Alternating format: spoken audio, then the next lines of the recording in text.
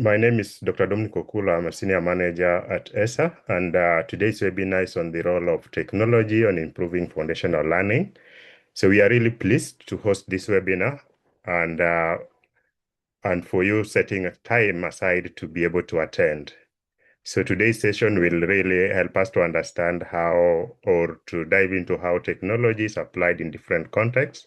And so you will hear from our different researchers as well from our student CEO in East Africa.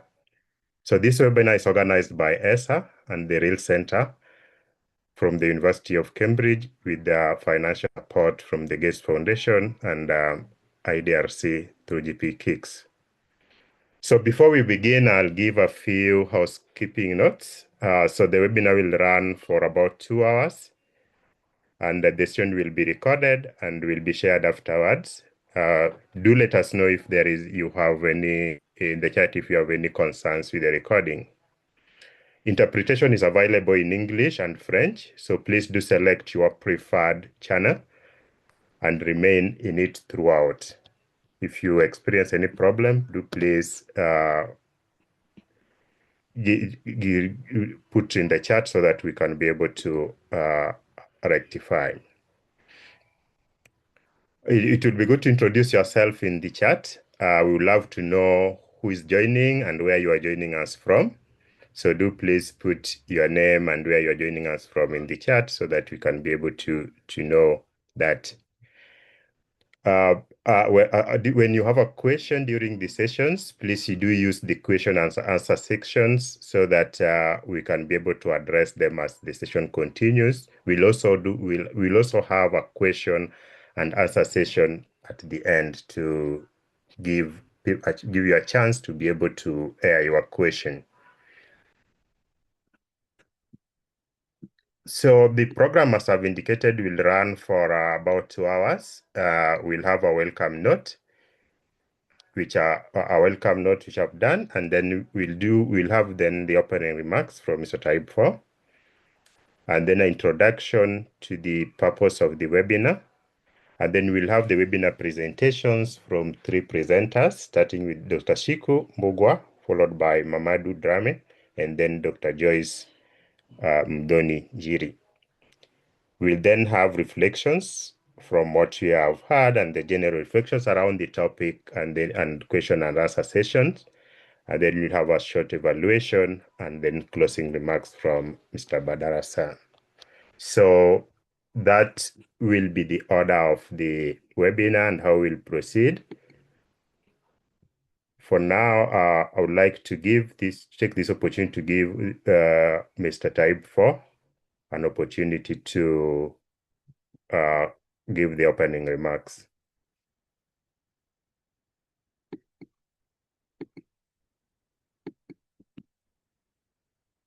Welcome, Mr. Taib. Hello, everyone. Dominic, I'm hearing an echo. Did you give me the floor? Yes, I gave you the floor. Can hear echo as well when you speak. Okay. Good morning, good afternoon, everyone joining us from Africa and beyond. My name is Taib Fale, and I'm a program officer at IDRC, and I'm part of the GPE Kicks team. It is a pleasure to welcome you on behalf of the Global Partnership for Education, Knowledge, and Innovation Exchange. I would like to thank ESSA and the REAL Centre for convening this important conversation and for bringing together researchers, policymakers, practitioners, and development partners around a topic that is increasingly central to education systems across the continent. At GPE Kicks, we believe that improving education outcomes depends not only on generating high-quality evidence, but also on ensuring that evidence is relevant, accessible, and used to inform decisions. This is why we are pleased to support initiatives that strengthen African research leadership and create spaces where knowledge can be shared across countries and contexts. Today's discussion comes at a particularly important moment. Across Africa, countries are working to address the foundational learning crisis while navigating rapid technological change. digital technologies, and more recently, artificial intelligence, offer new opportunity to support teaching and learning.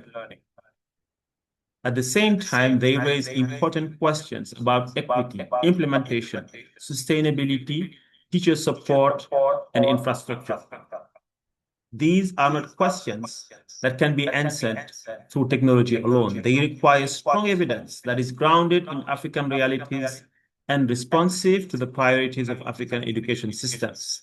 This webinar is therefore especially valuable because it highlights African-led research and creates opportunities for dialogue between those who produce evidence and those who use it.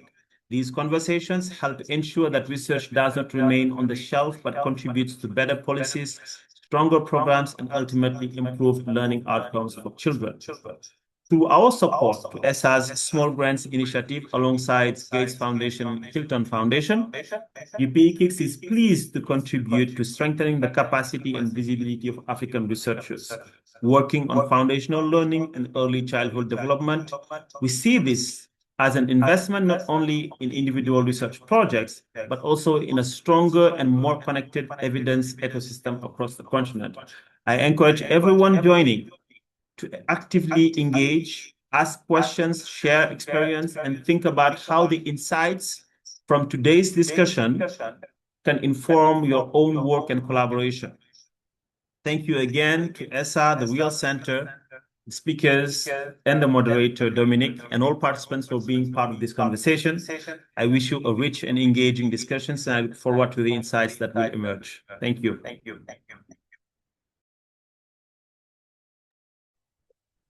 Thank you very much, Taib, for the insightful opening remarks, really setting for us the tone for the webinar today, and really looking at, as you have indicated, a very important topic. So the next thing is that just to set why these webinars, and part of this has really been well elaborated by the opening remarks that have been given by Taib. We really want to, one of our key objectives of this webinar is to strengthen the community of practice of researchers within the African context, so that and those working in foundational learning, so that they can be able to we can really have a cross-country learning among the different researchers in Africa. So that's why we are encouraging you to register to register your name, so that people can know who is in the room. And so once you know who is in the room, then you can be able to form collaborations even beyond this webinar. So we are also bringing in researchers, policymakers, and practitioners to deliberate on this important topic around foundational learning. And through this, we are providing opportunities for the researchers to increase the impact of their work, or the work that they are doing. And therefore, we will hear from two researchers that we are currently working with, who are doing their research around the issue to do with technology in foundational learning. So we'll hear what they are researching on and what they are coming up with. And lastly, we are also looking at strengthening the relationship among researchers, policymakers, and practitioners that are working within and across the different countries and across the globe in Africa. So this is not just a platform for just listening to our speakers. We also look forward to these webinars forming a more interaction among researchers and those joining. So do please, at the end, work out with one or two contacts from someone who is attending this webinar, so that you can be able to continue this conversation. We're also looking forward to getting people engaging around this topic through the issues that will be discussed here, through maybe writing blogs or and postings around this topic, so that we can continue this conversation beyond the 2 hours that you will have. So I do want to take this opportunity once again, as I had indicated earlier when we were starting, to welcome you, and just to reiterate that this is an opportunity to listen to the speakers who will speak today, but also to put your voice into this topic during the webinar and even after, so that we can continue engaging.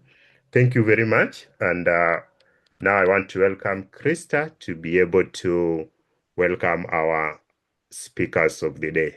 Thank you. Thank you very much, Dominic. And thank you, Taib, as well, for the opening remarks. So like Dominic mentioned, it's time for our presentation sessions, which we have 55 minutes for. So we have three speakers. We have Dr. Shiku Imbugwa, we have Professor Mamadou Drame, and Dr. Joyce Injiri. So I'll just quickly read the bios of our three speakers and then give the floor to them for the presentations. We have about 15 minutes, about 16, 17 minutes per presentation, and then we will have our reflections and Q&A. So Dr. Shiku Imbugwa is the Chief Executive Officer of EdTech East Africa, where she leads a movement to reimagine how technology can transform learning across the continent. Her work sits at the intersection of innovation, research, policy, and practice, contributing to EdTech implementation through evidence generation and building bridges between governments, entrepreneurs, and researchers to create education systems that are more equitable, data-driven, and future-ready. So welcome, Dr. Shiku Imbugwa. And then Dr. Joyce Injiri is a PhD holder in applied linguistics, whose research is driven by a commitment to informing education policy and practice in low-resource contexts. Her work examines the intersection of numeracy, literacy, and technology, with a particular focus on generating evidence that can guide the design, implementation, and scaling of effective foundational learning interventions. So thank you, Dr. Joyce Injiri. And then finally, we have Professor Mamadou Drame, who's from Senegal, and he's a full-time professor of linguistic sciences at the Faculty of Sciences in the University Sheikh Anta Diop in Dakar. He's a postgraduate degree holder as well. He's published several articles and several works concerning language, and we have with poetry, with rap, slam, and hip hop as well. So we are lucky to have all these three speakers who will be sharing their presentations with us, and then we will be able to take the questions and answers after. So I'll give the floor now to Dr. Shiku Imbugwa, who will start us off, and then we'll have Professor Drame and Dr. Joyce Injiri following after. So welcome again, Dr. Shiku, over to you. Thank you very much, Krista. Thank you, Krista. As Dr. Shiku comes in, just to remind people that we do have interpretation at the bottom of your screen. If you do need the service for interpreters, there is interpretation at the bottom, so do change to the channel that is good to you. Thank you. Welcome, Shiku.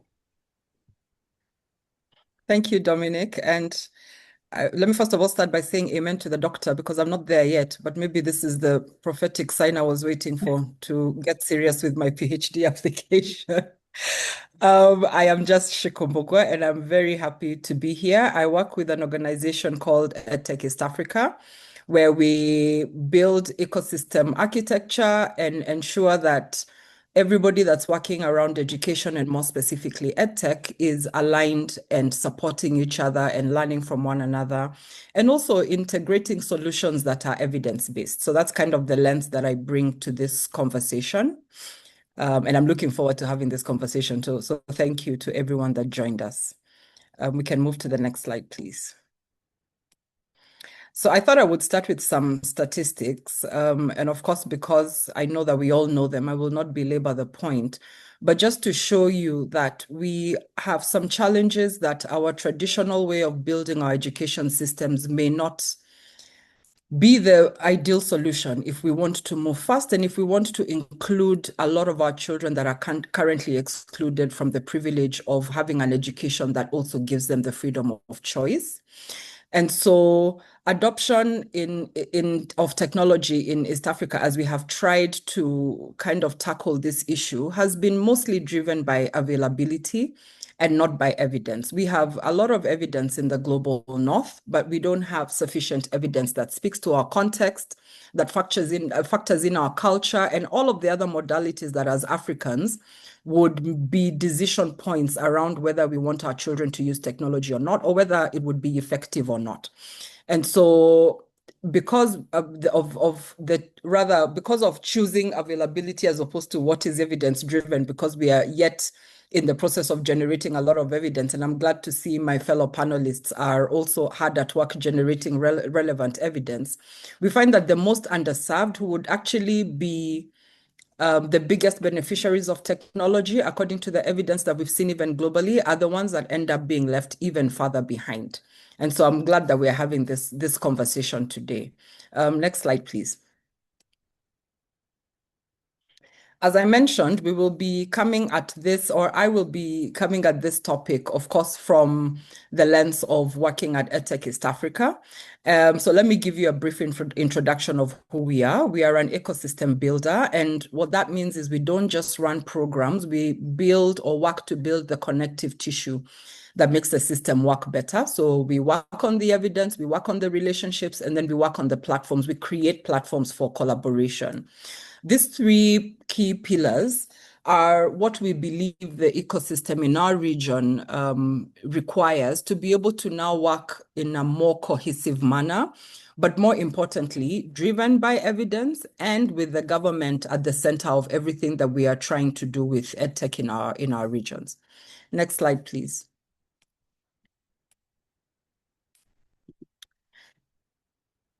I'm sorry, my apologies. We have a bit of a cough. So what is the role of technology in foundational learning? Of course, we know that that technology is a tool. It's not a silver bullet. It doesn't automatically improve learning. But evidence has shown us that in the right conditions, it can be transformative. So what does it enable?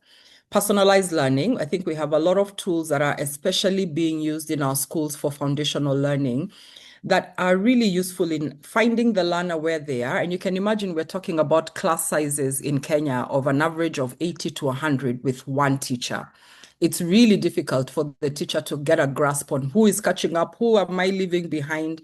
But technology can play a really important role here, because if the technology is able to adapt to the learner's capability and continuously give them activities that build that capacity, it's an easy way to track proficiency over time, and also enables the teacher by giving them data that helps them to understand, okay, according to what this tool is telling me, Shiko took a bit of time to learn this concept. So I think I know now which group of students to spend more time on, because that's what the data is showing me.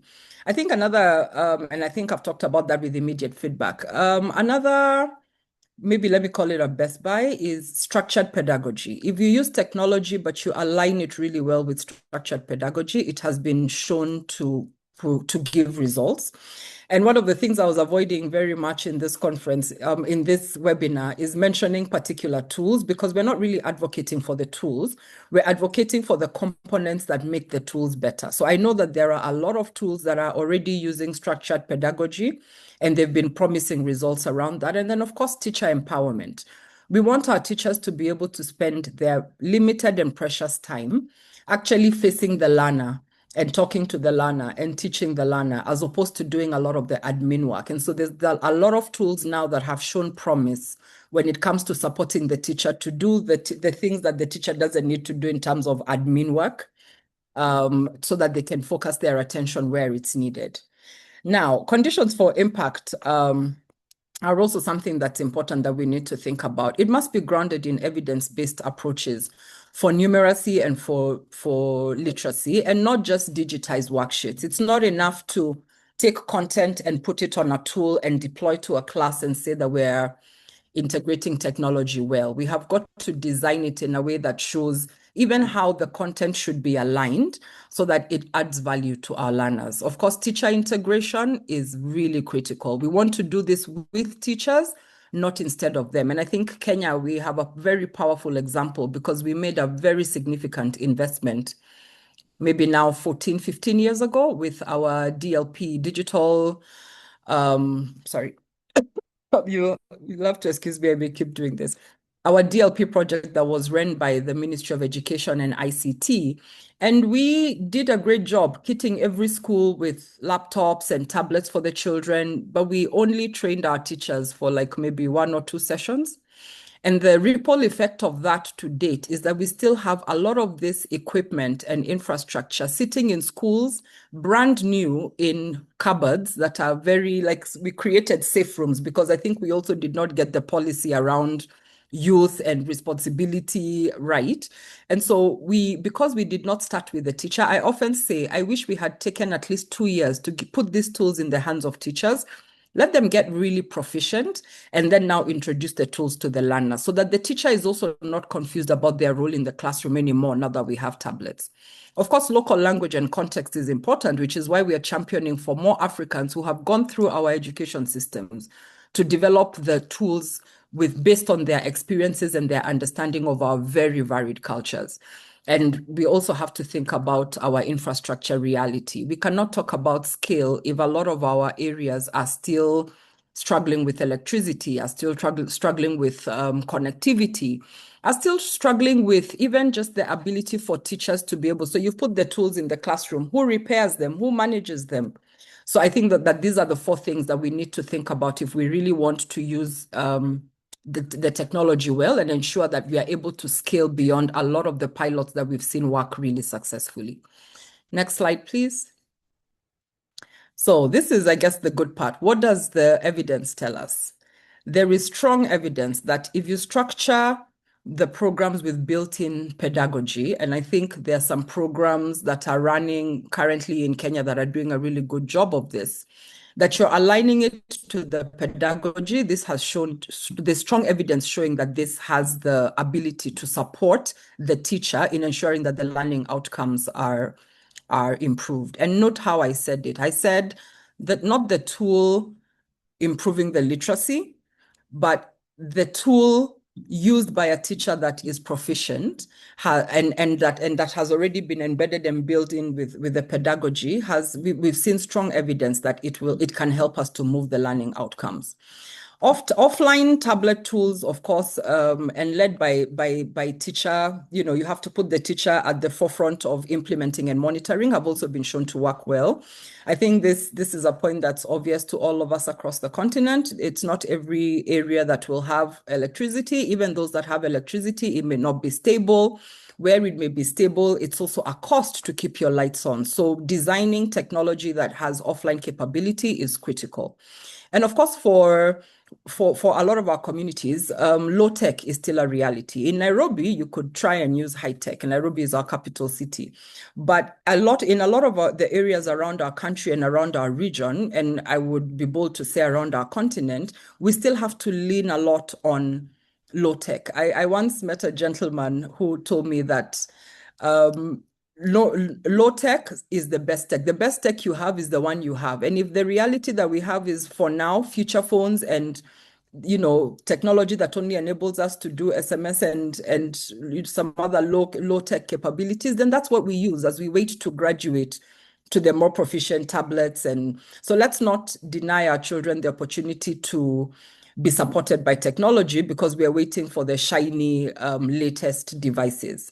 And of course, I wanted to put the caregiver engagement here as a critical piece because we often talk about what technology can do for learners in the classroom, but and for teachers as well, but we rarely talk about the potential that it has to connect the school and the parent. And I know in Kenya, because of our new curriculum, the parental engagement piece is a critical one.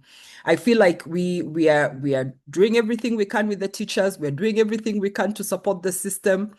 We're doing everything we can to put the right tools in the hands of our learners. But if we do not bring in the caregivers and the parents as a critical pillar to ensuring that our children learn, then we are missing the boat by a long shot. And so how do we reach them? It's really difficult to keep having these physical conversations, especially when parents are really busy trying to ensure that they can provide for their children. So SMS and kind of like home-based, voice-based videos that you can just send on a WhatsApp group that kind of give instructions if you want the teachers, the parents to support the learning that's been happening in the classroom during the day. I think this is a good option and there's strong evidence to show that it works. There's also moderate evidence around mobile learning apps, which have capacity to coach teachers. I think we all agree that the teacher is the most important piece of this puzzle in terms of improving our children's learning outcomes.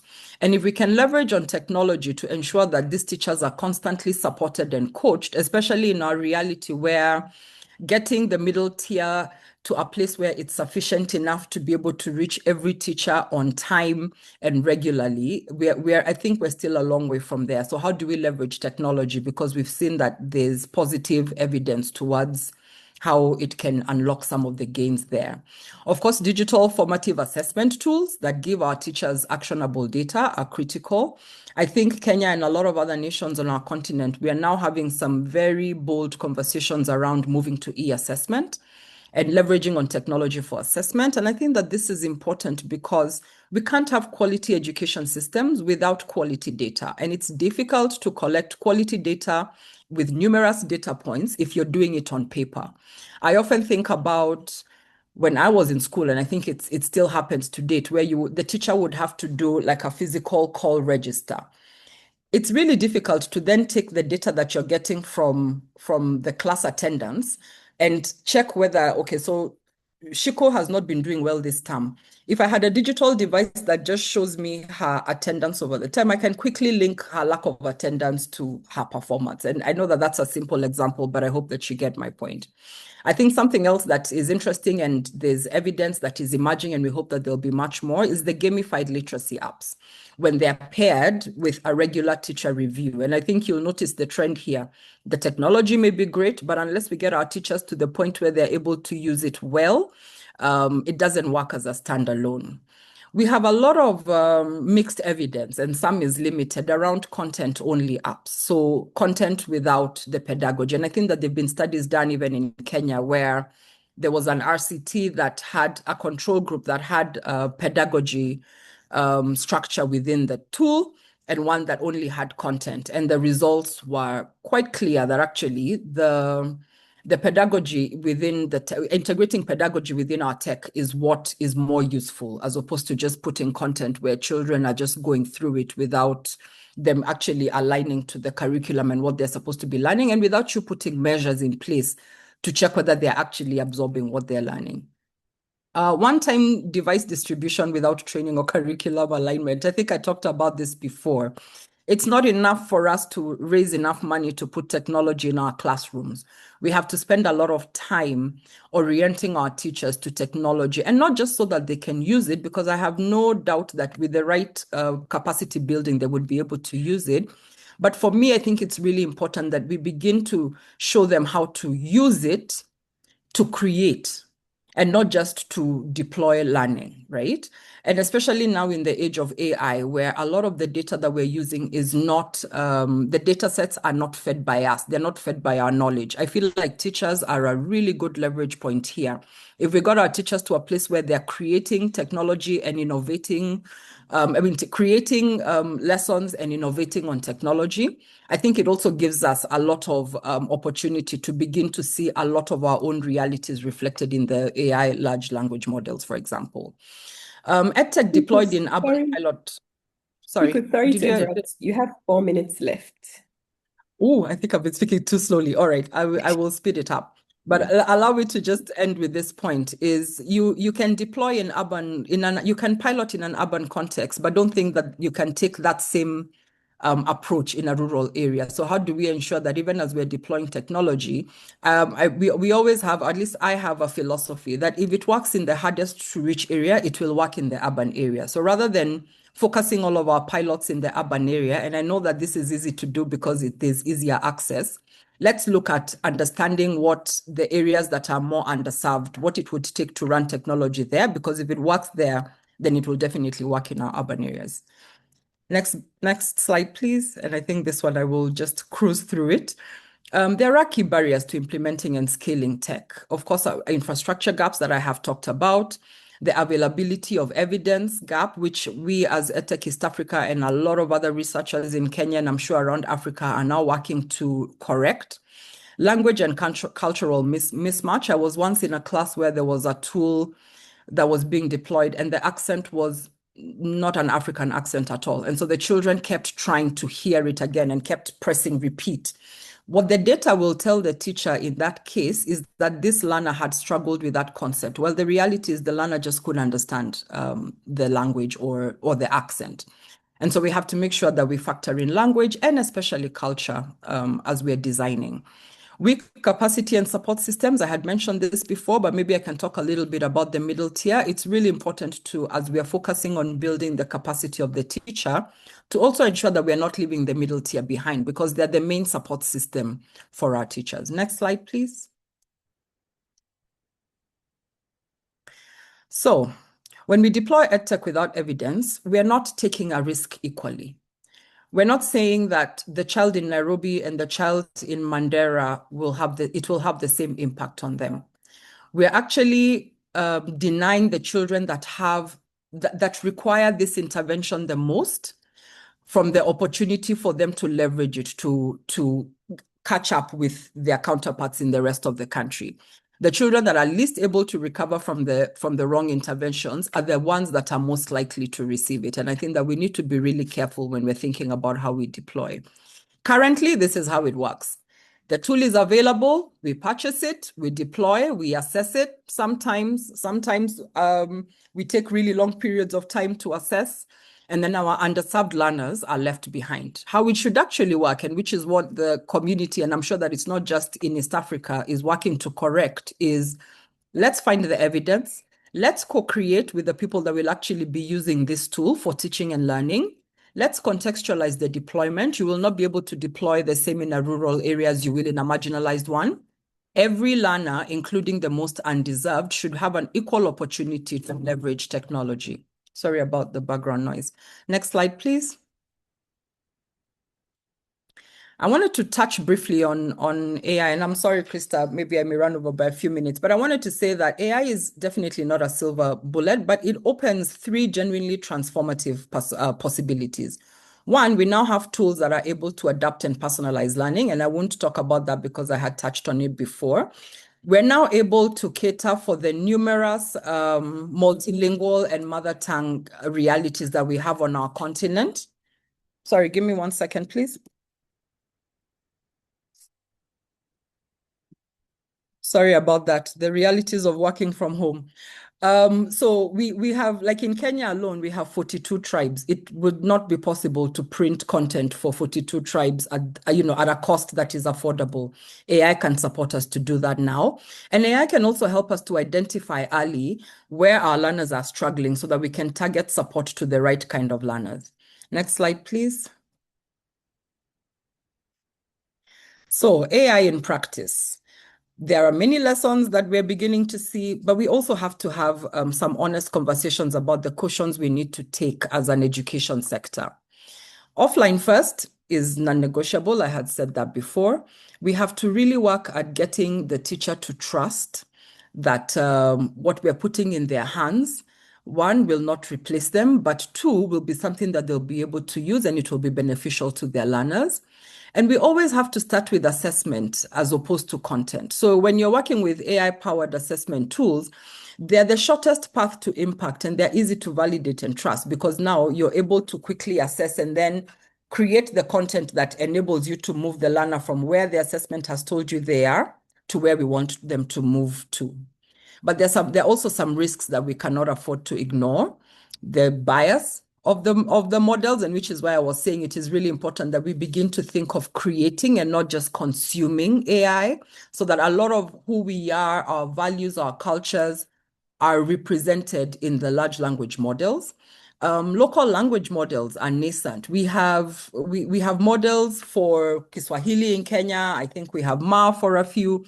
But considering we are 42 tribes, we still haven't gotten to the point where AI can get to the point where it understands all of our languages and so we can use it across the board. We still have to leverage on English and maybe the national languages of our country. So this is still something, and of course, nobody is going to build this for us. This is something we have to build ourselves. AI without a theory of change is just a tool. Using AI for the sake of using it will not give us the changes that we want. AI needs to align with where we want to take our education sectors, what we want technology to unlock for us. Without that, putting a tool without understanding what it is that we're trying to change will not get us the results that we want. Next slide, please. Shiku, just a minute more of your extra time. I keep hoping that this is the slide where I will say finally. Maybe I can skip this slide because I think that everybody on this call understands why we need to bridge the evidence to implementation gap. This is some of the recommendations that we feel as a sector need to change. For government, of course, we need to embed evidence of learning outcomes as a mandatory criteria for EdTech procurement. So show us where this tool has worked and what it has changed. Invest in continuous TPD and coaching because we have to continually remember to center the teacher. Fund creation of foundational learning content in local and mother tongue languages. Nobody else is going to do that for us outside this continent. So how do we even begin to use the resources we have as teachers to make this a reality? And then, of course, we have to require independent valuation. So who is doing our research and what are they reporting? And also for the EdTech companies and the EdTech entrepreneurs, how much of what they're learning, good or bad, about their tool, are they sharing openly so that we consistently don't keep making the same mistakes? I think I will leave it at that because I think the recommendations are clear. But I'm happy to also continue to have this conversation beyond this. If anyone is at Flex next week, let's connect. I'd love to hear what you guys are learning from your different contexts as well. Thank you very much, Krista, and I apologize for going over time. Back to you. No worries at all. Thank you very much, Shiku.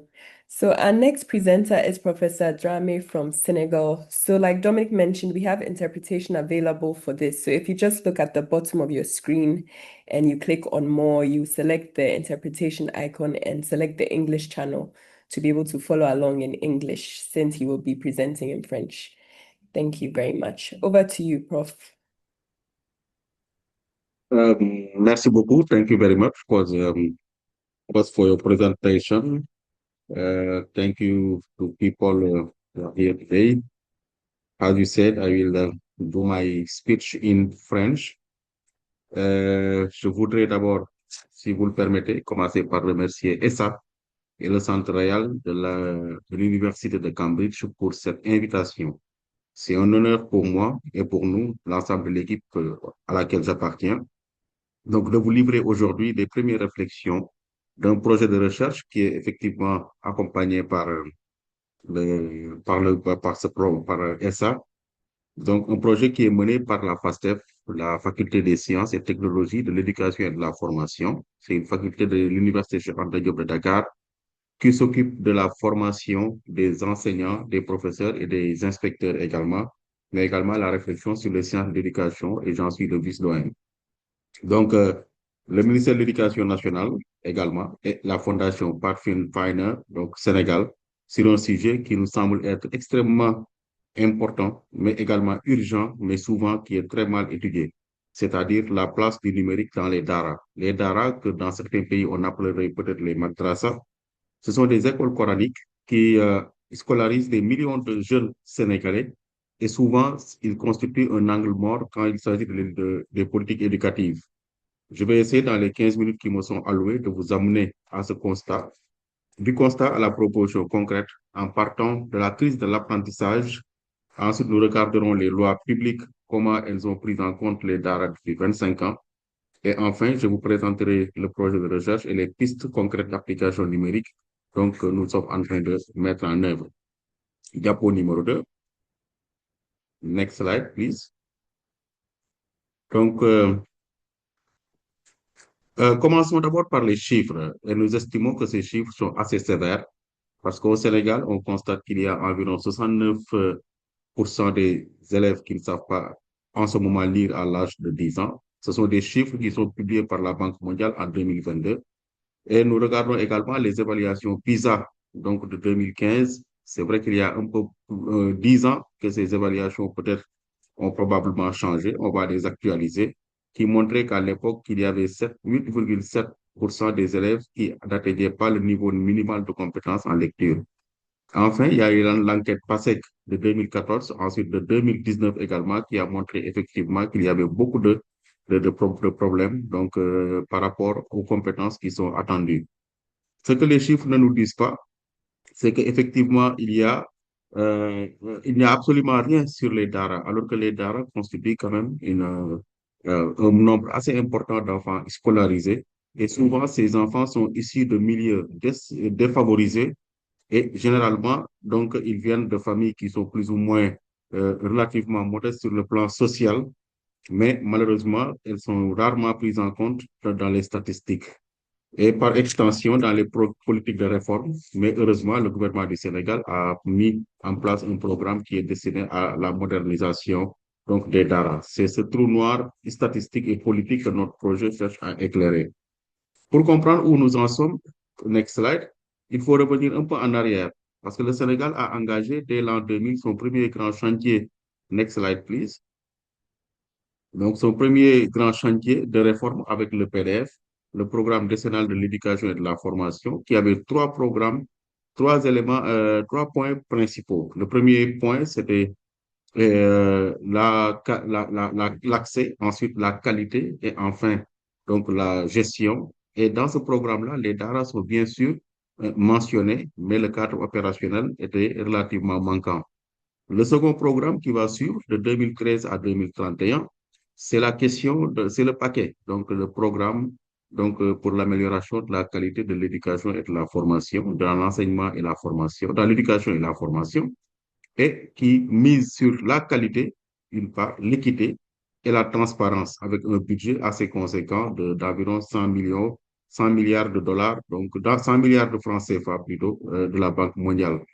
Mais là, il mentionne explicitement donc, les réticents du système, comme il les appelle.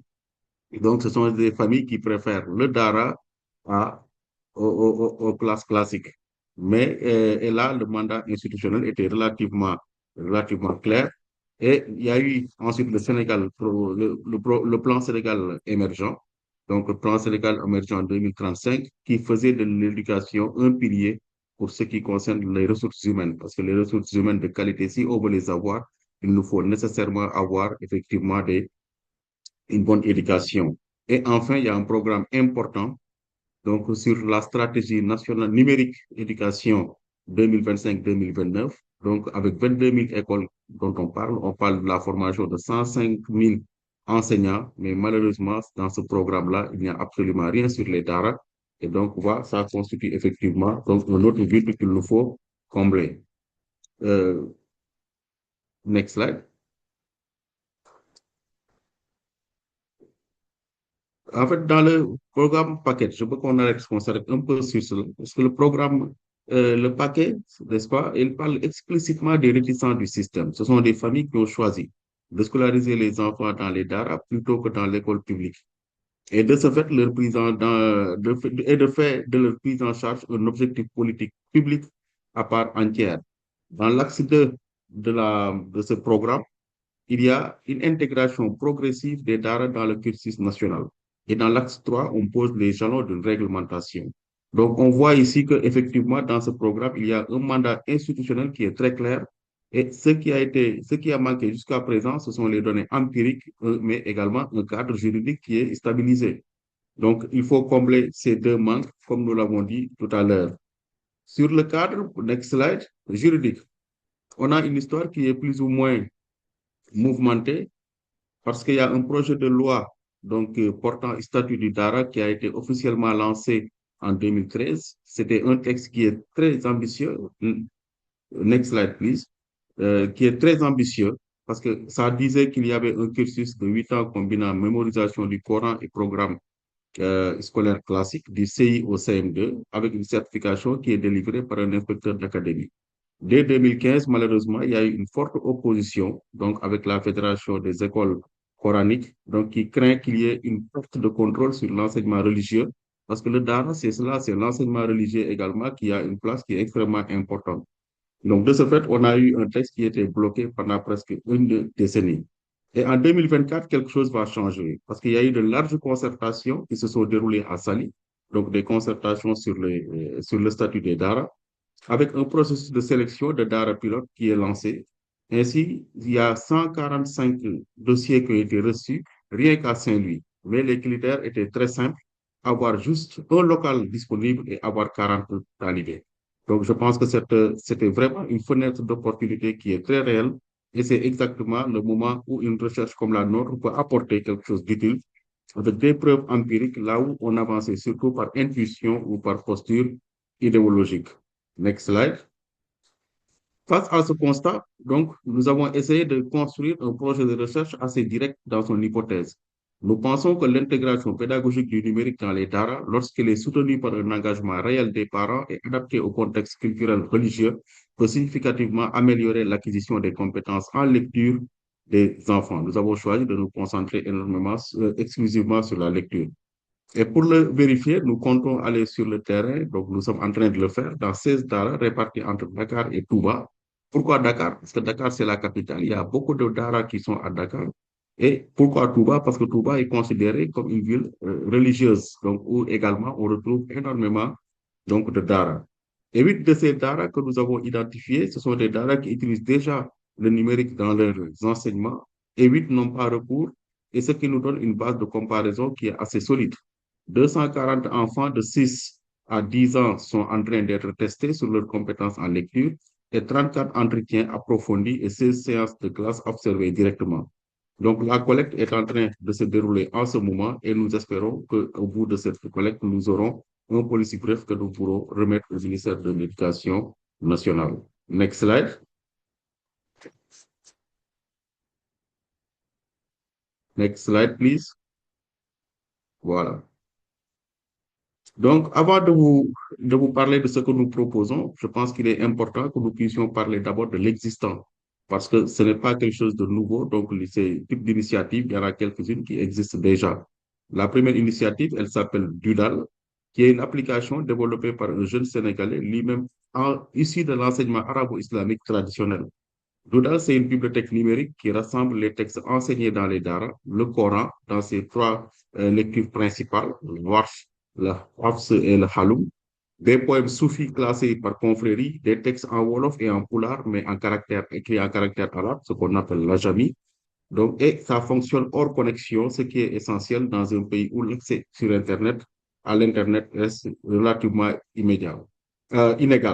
Ce qui me touche dans Doodle, c'est qu'elle n'a pas été pensée de l'extérieur, mais elle est vraiment née à l'intérieur d'un système et le système qu'il sert, donc c'est de là que l'application est partie.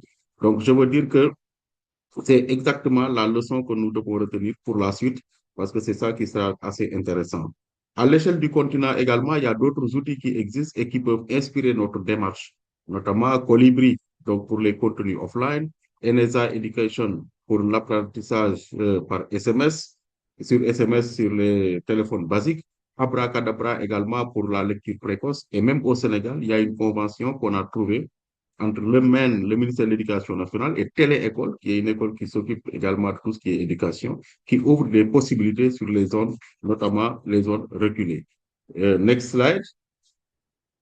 À partir de ce panorama, voilà, et de nos premiers retours de terrain, nous pouvons formuler 4 propositions concrètes que je vous en présente 2 ici. La première concerne les tablettes fonctionnant hors connexion, avec un contenu bilingue Wolof-français et arabe, des exercices de décodage phonologique construits autour des sons du Coran lui-même, un répertoire sonore que les enfants connaissent déjà et un mode audio synchronisant le texte coranique avec sa récitation. Avec une alimentation solaire, donc on n'a pas nécessaire d'avoir tout le temps, on n'a pas forcément besoin donc d'avoir donc la connexion. La deuxième proposition va s'appuyer sur l'audio numérique parce que la mémorisation orale est au cœur de la pédagogie des daras. Donc, on mémorise le Coran, on mémorise également tout ce qu'il faut. Donc, c'est au cœur, la mémorisation, elle est extrêmement importante. C'est pourquoi des applications de répétition espacées adaptées au Coran, des outils d'enregistrement vocal avec retour automatique sur la prononciation, une bibliothèque sonore des différentes lectures. Nous pensons que c'est ce modèle-là, exactement le modèle du DAL, donc dont on s'inspire, qui pourrait être déployé à plus grande échelle. Next slide. La troisième proposition. Désolé, professeur. Il vous reste 5 minutes. Parfait, ce sera parfait. La troisième proposition va toucher à l'intelligence artificielle avec le diagnostic automatique du niveau de lecture de chaque enfant, des recommandations de contenu qui sont ajustées à son rythme des tableaux de bord simples pour les Serigne Dara. Les Serigne Dara sont les enseignants qui encadrent les jeunes donc dans les Dara, pour ne pas exiger une formation technique qui est très lourde. En même temps, on peut penser à une assistance conversationnelle en Wolof qui peut être envisageable dans le sillage du programme Force N, qui est un grand programme porté par l'Université numérique Cheikh Hamidou Kane et qui consiste donc à renforcer les capacités des enseignants et des étudiants.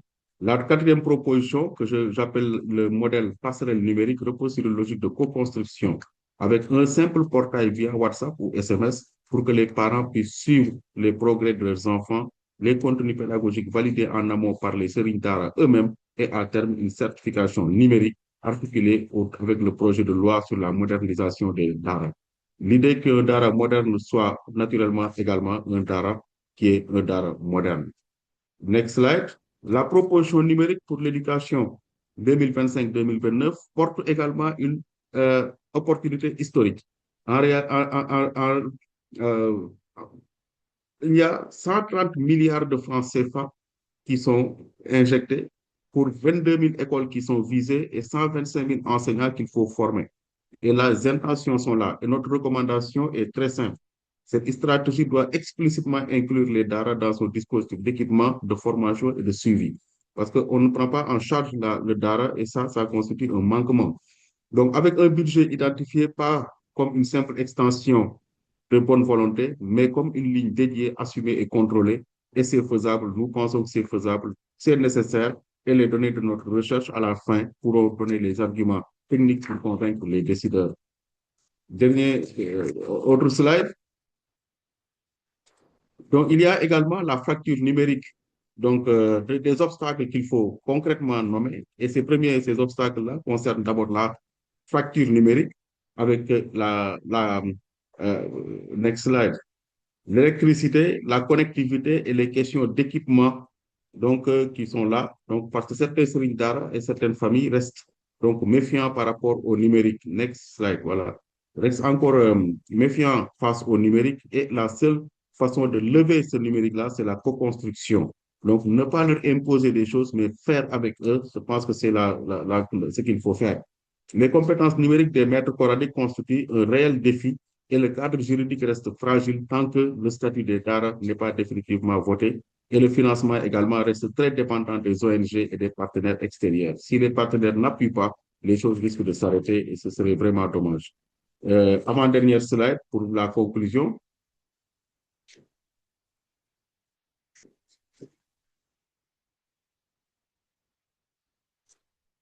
Voilà, en guise de conclusion, pour rester dans les 15 minutes qui nous sont allouées, d'abord, je dirais d'abord que le Sénégal dispose depuis 25 ans d'un cadre politique ambitieux. Le PDF, le paquet, la stratégie numérique qui continue, donc malgré tout, mais malheureusement, le Sénégal continue malgré tout d'oublier largement les DARA. Ensuite, il y a le projet de loi sur la modernisation des DARA qui a été relancé l'année dernière, il y a 2 ans, en 2024, et qui a besoin d'avoir des preuves empirique pour pouvoir avancer sereinement. Et c'est précisément le rôle que nous tentons de jouer. Ensuite, nous avons une initiative qui peut être un modèle. C'est l'initiative Doudal qui nous montre qu'un numérique pensé en Wolof, en arabe et profondément respectueux de la religion, notamment de l'islam, n'est pas possible. N'est pas impossible.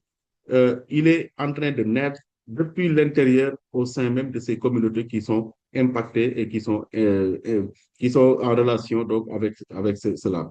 Et enfin, c'est le point le plus important. La réussite de toute démarche dépendra de la sophistication technologique, aussi bien que de l'engagement réel des Serigne Dara, mais aussi de l'appropriation communautaire et d'un financement qui soit non plus ponctuel, mais vraiment un financement qui est pérenne. Et je terminerai peut-être en posant une question à l'ensemble de la communauté. J'aimerais que nous explorions ensemble comment dans votre pays avez-vous géré cette tension entre la réforme des structures éducatives non formelles, l'intégration du numérique et le respect des spécificités culturelles et religieuses qui leur donnent sens. Et je suis convaincu que nous avons tous à apprendre des uns et des autres. Je vous remercie de votre aimable attention en espérant n'avoir pas été trop long. Merci encore une fois. Thank you very much, Professor. So he's posed a question for us that we can respond to on the chat just to get some engagements and some reflections from the different participants. So we have our final speaker now. That's Dr. Joyce Njiri from Kenya. So I'll hand the floor over to you. Dr. Njiri, can you hear us?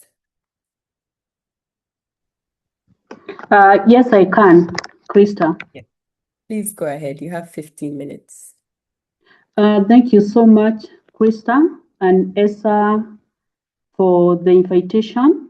One, your support on my research, and two is for this feasibility on social media and having this webinar. Thank you so much. We were looking at the law on our research. We are looking at how technology enables foundational learning. So the role of technology in the foundational learning, and as we go on with the slides, I would like us to pause a bit and ask ourselves, or critically have the perspective on the integration of technology in foundational learning is ensuring we are enhancing learning rather than simply digitizing existing practice. Okay, the next slide. We are looking at technology as a powerful tool that can transform foundational learning.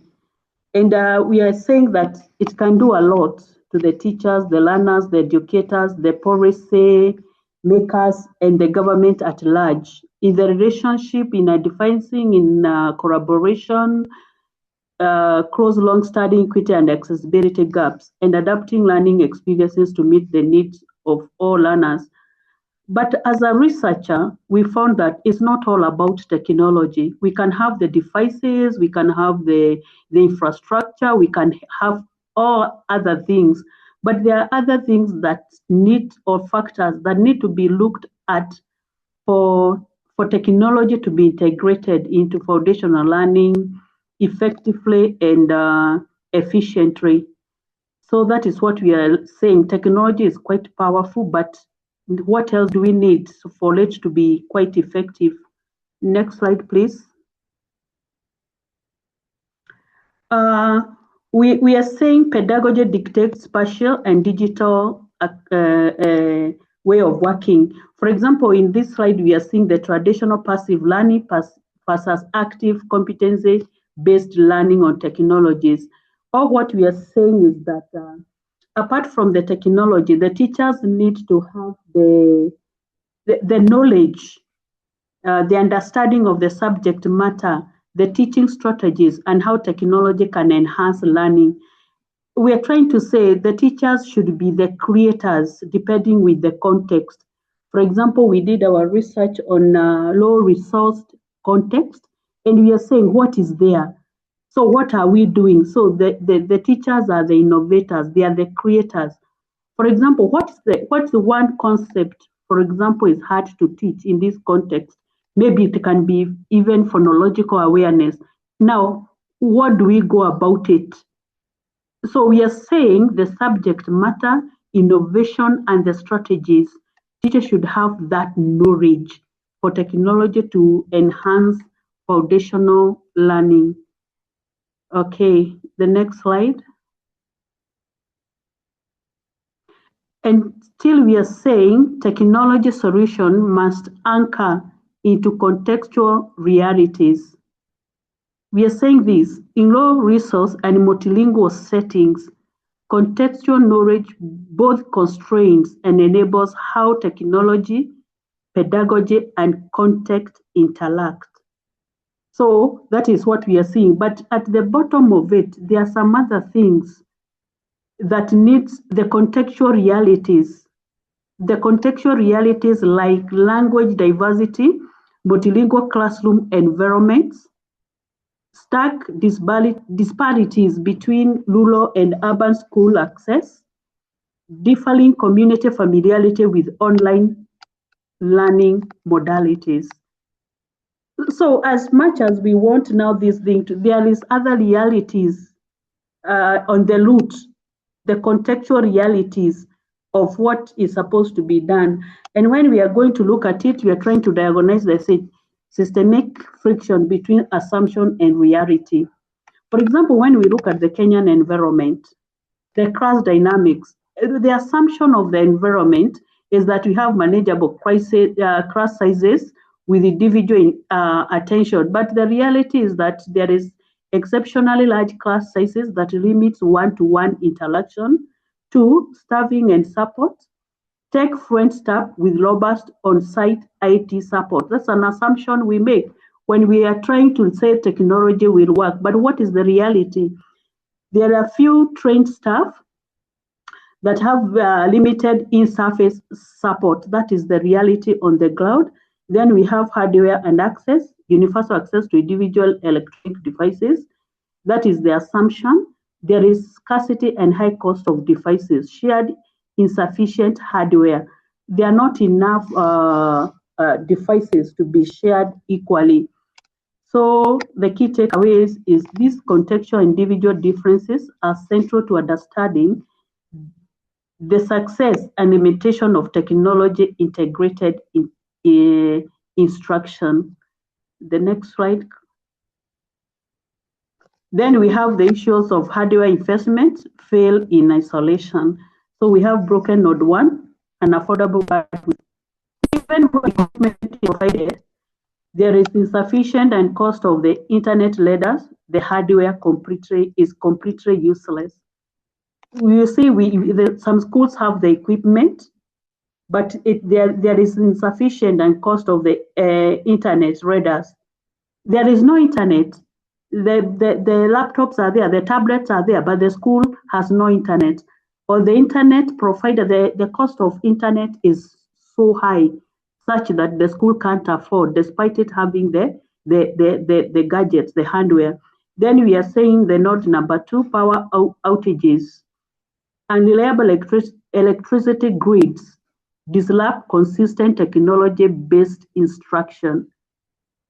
And then the school does not have the backup like that of a generator.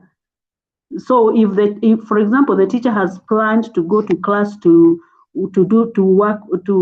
teach using technology, a device or a tool, but then there is no power. Then we are saying that some school possesses handful of computers. They cannot accommodate an entire class or multiple class simultaneously. So there is a computer lab, fine, it has machines, but the school is overpopulated. So who is going to that lab at what time? So you find that in some schools, some classes never even visit those labs. Maybe it's for the upper primary classes. The lower, where the foundational learning is happening, they don't go there because the population is high and there is the issue of multiple classes. So the issue of trying to come up with a schedule, who is in the lab, who is out, and so forth, it is still another thing that makes it not possible for technology to be integrated well in foundational learning. Thank you. The next slide. Building resilience, digital foundational learning ecosystem. So if we look at this slide, we are looking at how it's supposed to be. The wireless backbone. School must prioritize investment in robust wireless internet infrastructure to solve connectivity's consistent issues. So you're finding that there must be consistent internet if possible. But sometimes we say, what about the offline, or the offline leading the content that is offline? It can still be a backup to this. Then we have the beyond the device. That's what we are saying. We are saying that the slide a little bit. For effective CBC programs, we require more than standalone hardware. Comprehensive investment must be encompass desktop, laptops, tablets, and other dedicated computer labs. So it's not about maybe only the computer lab itself. We need other things, desktop, laptops, tablets, in other rooms, and so forth. Then we should have technical support. we should have some people who are ready that if a gadget is not working in a certain classroom, it's just a matter of a call and things are done. But you find that when the teacher is in the class and the technology fails, he really struggles or she struggles to make the technology work, and sometimes switch back to the traditional way of teaching because we are lacking the technical support. There is no one standby to support technically in case the machines fails. Thank you. The next slide. Teachers are the ultimate curriculum enablers. This is the central truth. Policies and devices do not teach learners or students. Teachers do. Teachers are the fundamental enablers of any curriculum. So the teacher should be well supported. And we are saying implementation they face bottlenecks due to a lack of teacher participation, poor readiness, and negative attitudes or beliefs regarding the technology, or what we are calling the ICT. What's the solution to this? For educators to fully concentrate on the demands of the CBC, the curriculum in Kenya, they must be extensively read through sustained, targeted in-service training. There should be a continuous training in the IT, in the technology, because technology is really changing. Last week we were using this gadget, we are using this tool. Next week or next month, the tool is upgraded because of the AI, there's another innovation and so forth. So we are saying the teachers should be upgraded as the technologies go on upgrading. Thank you. The next slide. We are looking at the pedagogy of ICT demands, deep, threefold integration. What are we saying here? We are saying there should be technology, knowledge, tools, and digital literacy. Then there should be pedagogical knowledge, teaching strategies. Then there should be instructing with technology. Teachers need more than basic digital literacy skills. They require pedagogical methods that utilize technology to deliver content effectively. Then we have the issue of solving topic difficulty. True integration requires prior knowledge of what makes specific topic inherently difficult to learn and exactly how specific digital tools can resolve those digital challenges. We are saying it's not just an issue of digitizing. It's not just an issue of having the gadget in classroom. It is an issue of, is what I'm doing, will it enhance foundational learning? Am I enhancing the skills of foundational learning to my grade 3, grade 4 learners? Or is it an issue of us feeling that we have the machines, we have the technology, but it is not enhancing the learning? Because you find in some schools, we found out that teachers, yes, they have the technology, but they use it more on administration. For example, what do I mean? They use it to make the lesson plans, they use it to find notes and all that. But when we come to now to the strategies, to the teaching itself, we kept on asking, is it enhancing learning? Is it possible for us to measure that the technology that has been used in class has enhanced some foundational learning in literacy and numeracy? So that is the key thing, that technology must be there to enhance the learning, and nothing more of it should be like that. Thank you so much. Let's go to the next slide. Now we found that we need to establish a unified foundational learning strategy. For example, on the policy, the government must enforce an ICT policy with a clear overarching strategy for digital development in educational context. Some of these strategic imperatives are: prioritize targeted ICT research and advancement, foster localized EdTech innovation, eliminate the lack of ICT institution policy usage that currently slows implementation. The goal here is to ensure technologies are gradually and purposefully incorporated to actively aid pedagogy rather than functioning as a standalone novelities.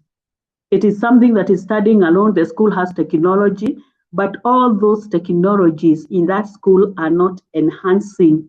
They are not enhancing foundational learning. So we are looking at whereby, because in our finding we found in some cases that the technology is there, but it is studying alone. It is not enhancing learning in the classroom. And even some teachers, like if they are teaching a concept, the technology they are bringing into the classroom, it is just to widen the concept, but it's not to enhance learning, to make the learners know the skill better. But it's just to tell them this is, if they were doing phonology, then they display maybe the sounds of that. But now, has that displayment using technology of sounds, how has it helped the learner instead of using the traditional way? So those are some of the conversations we need to have as we go on with our research. The next slide. Oh, okay, thank you. Maybe those were the things, but one of the questions I would like to pose is that it is not all about technology. It's about the technology enhancing learning in the classroom. It is not a matter of digitizing what we already have. And those technologies should adhere to the contextual issues within that environment. Because I remember as we present this, it's like there's some schools, we found that they have the inbuilt content in their machines. But as somebody else said, are the machines, is the content in the language of the learners? Is the language or the content, can learners identify with that content? If, for example, they are from pastoralist community where we did our research, and then the content is about the sea animals, these learners cannot relate. It becomes so abstract. The content becomes so abstract. And that is why we are saying the teacher should have the knowledge, be innovative, and come up with the technology should help the teacher now contextualize what is it that he is going to teach in the classroom. Thank you so much. Thank you very much, Dr. Njuri. And thank you as well again to our two other speakers, Dr. Shiku and Professor Drame. Tieno, I will hand over to you now, and my colleague Tieno will be leading us through the reflections and Q&A session. Thank you. Okay, thank you, Krista. And thank you once again to our speakers for their wonderful presentations and also for Tieno, you're on mute if you're speaking. No, I'm not. No, Dominic, he's not. Please switch to the English channel, maybe. Yeah. Yes, and thank you also for sharing practical examples and ideas on how technology can be used to improve foundational learning outcomes, both in formal and informal education, which was really great. So we are now going to open the floor for any question, comment, or reflection that you may have. Actually, we want to hear your thoughts, your experiences. So feel free to ask any question or comments in the chat, or so you can just raise your hand. So the floor is open now for anyone who want to participate or contribute.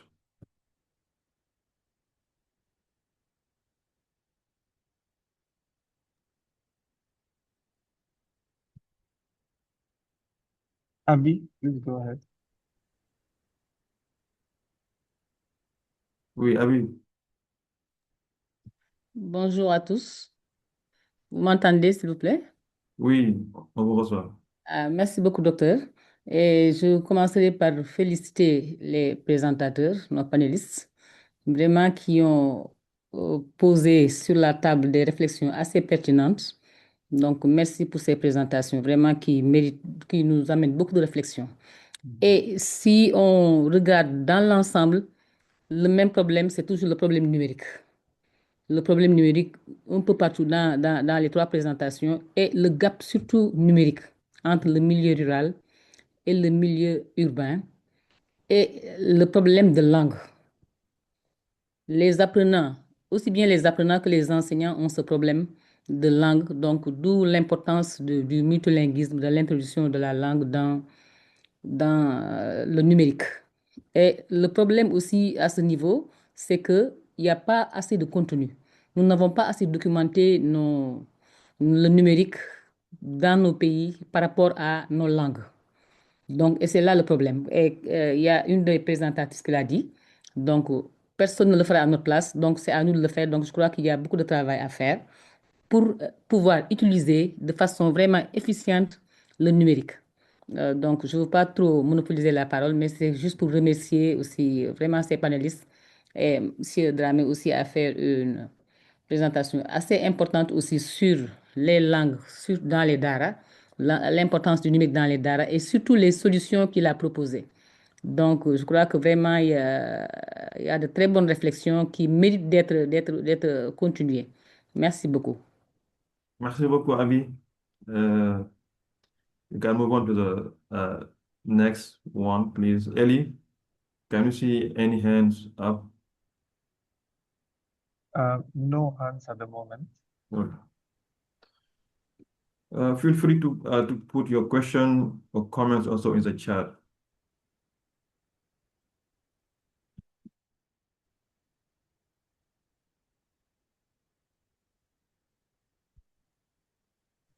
There's a question in the chat here now from Monica Mawoyo,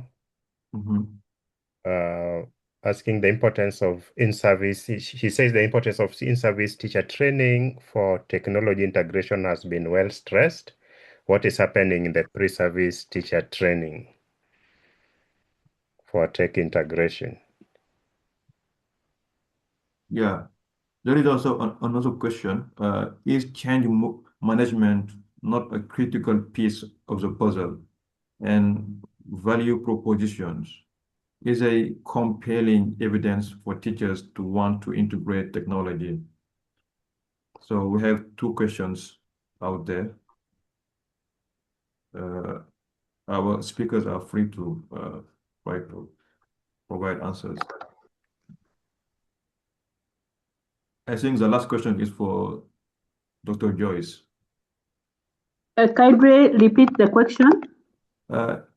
Is change management not a critical piece of the puzzle?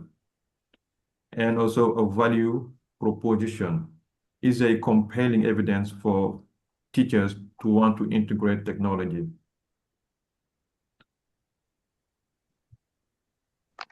Yes, teachers are ready to integrate technology.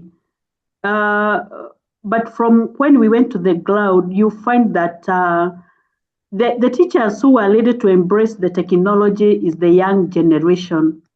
The old ones are still somehow rigid, and you find that there is some kind of imbalances, because in some classes you find if the teacher is the young one, the learners are somehow exposed to the technology, but if the teacher is the old one, the learners are not yet there, because maybe the old ones are feeling challenged, they are not ready to learn, they are not ready to change, they believe in their ways.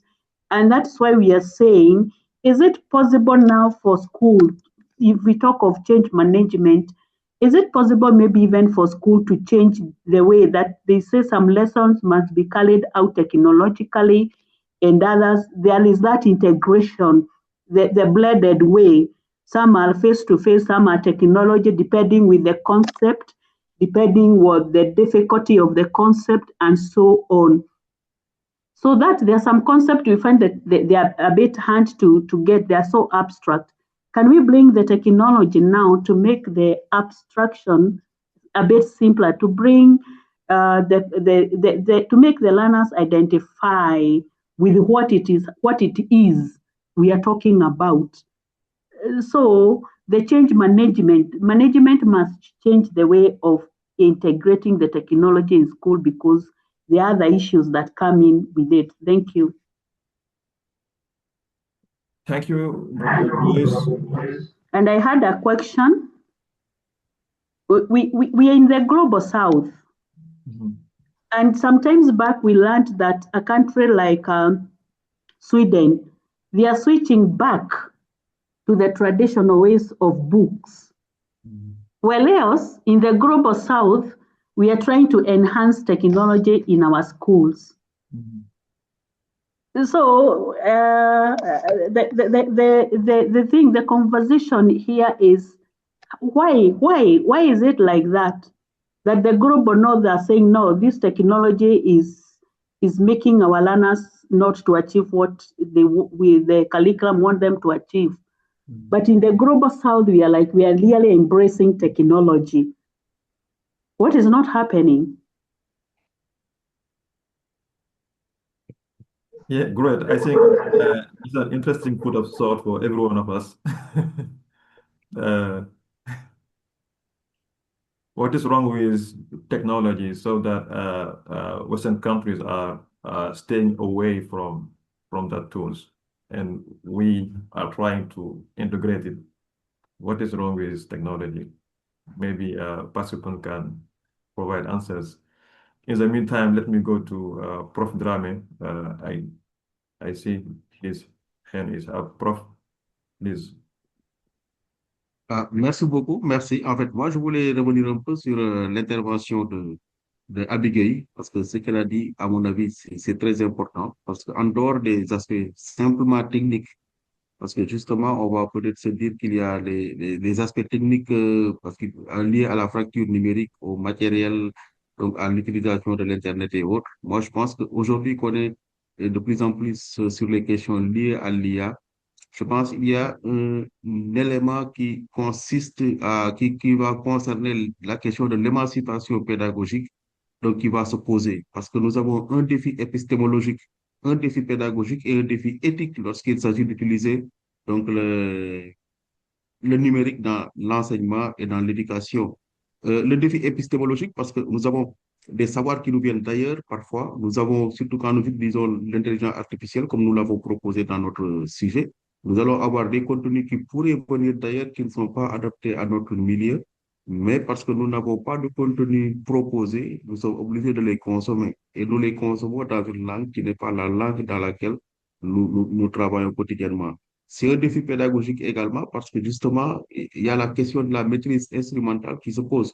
Parce que est-ce que les gens ont la vraie compétence ou comment on peut faire pour installer ces compétences chez les enseignants afin qu'ils puissent donc bien gérer la question du numérique. Ça constitue un second souci. Que, si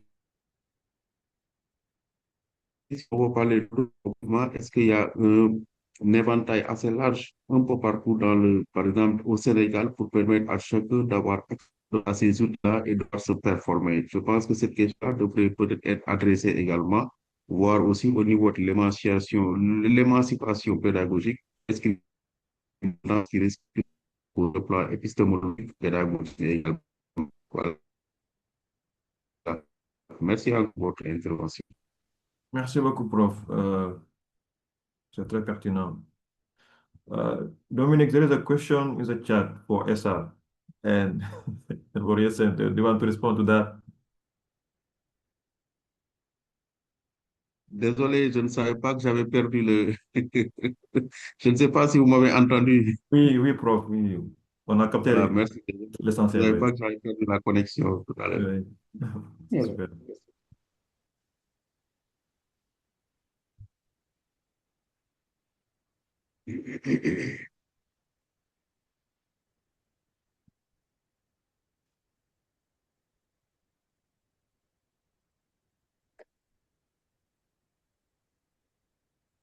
Et Tierno, si vous permettez, moi j'avais bien envie de poser une question aux autres co-débatteurs si ça ne gêne pas. Mais bien sûr, allez-y. Voilà. Ok, moi j'aimerais bien essayer de leur demander par rapport surtout à la formation des enseignants. Moi, je suis dans une école de formation d'enseignants, mais jusqu'à quel niveau la question du numérique et la question de l'intelligence artificielle est prise en compte dans notre propre pays eux-mêmes, dans les autres pays, au Kenya et je pense dans l'autre pays. Bon, j'aimerais bien qu'ils vous expliquent comment ça se passe. Mhm. Mhm. Okay. Uh, I hope Dr. Chiku, you got the question from your co-panelist, Brave. I should have actually allowed Dr. Njiri to answer this one, but I could start and then I pass on to her. It has been a challenge because I think when we integrated technology, and someone mentioned change management, which is critical, we didn't do the back-end work of preparing to deploy the technology.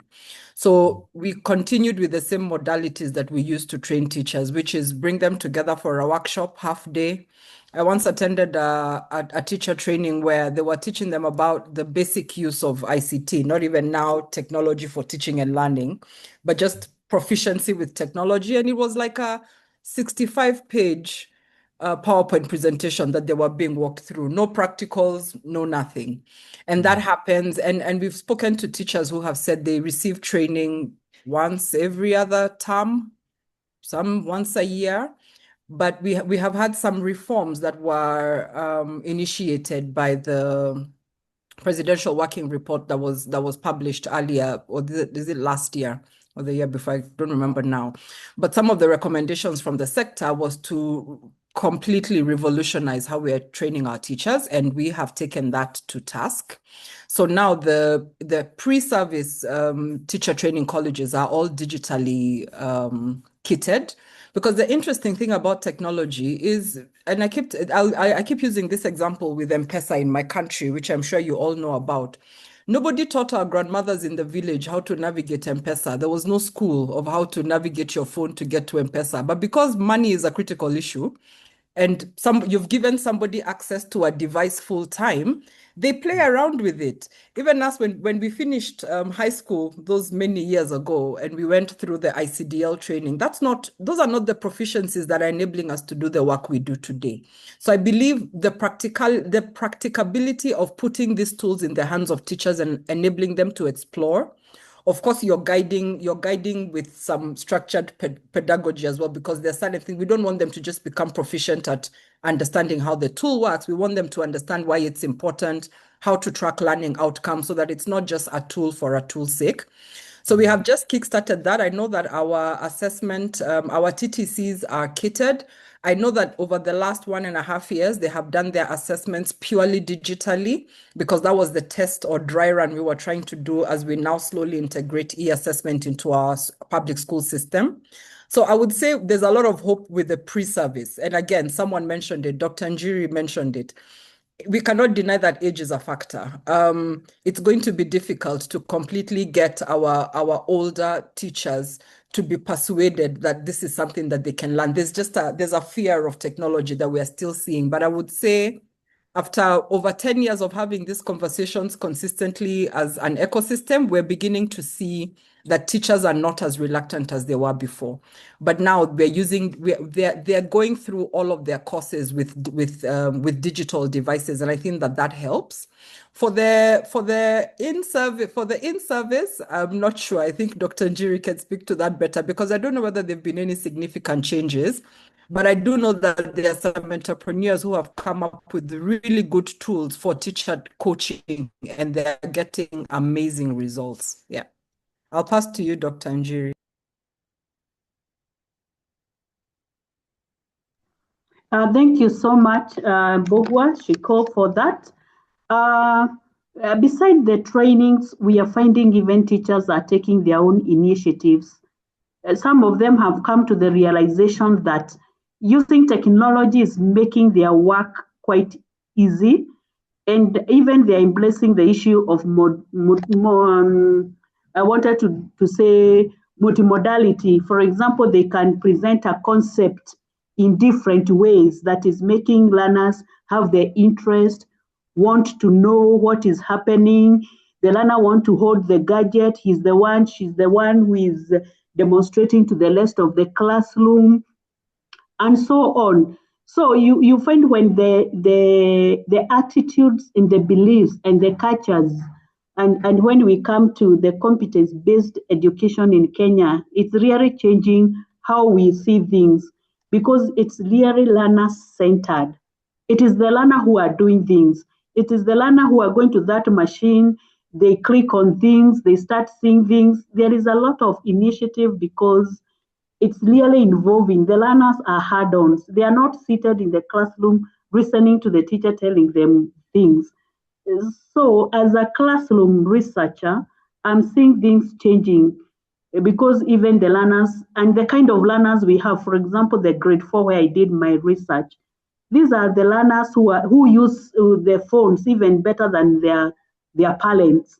They want to interact with the phone, and there is a lot of learning that is happening when technology is embraced. But as Dr. Viano has asked, what is the challenge? One of the challenges is that sometimes the learners are not doing what is supposed to be done. They have other interests of doing other things.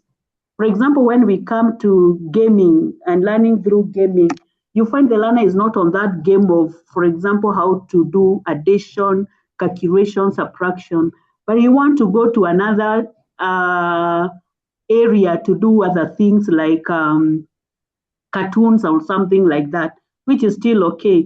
But still, that is one the challenge of the technology that we have, that the learners now they don't want to do. And in one school in Kenya, we found that there were some the computer lab is okay, the fund was done so well, and the funder is the one who is controlling the sites. What are the learners supposed to do? So the funder is really monitoring the sites that the learners are visiting.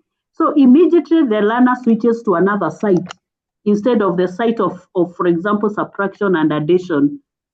The machine, the site closes, or they cannot go on until they do what is supposedly to do. So still we are looking at the issue of ethics and guidelines.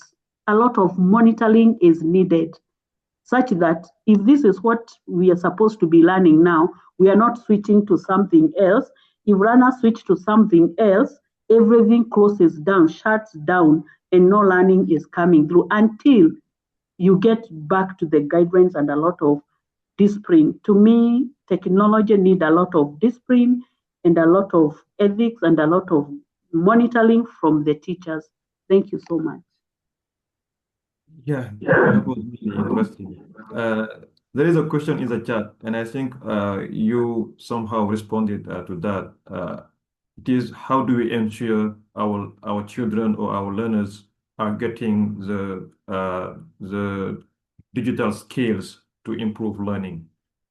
I think it's something that you somehow responded, but if you want to jump in again, you can do that. Mamadou or Chiku or Joyce, how do you ensure that our learners are getting the digital skills to improve learning? I know that there are a lot of challenges when it comes to using technology, especially for our children. So how do we make them focus on learning?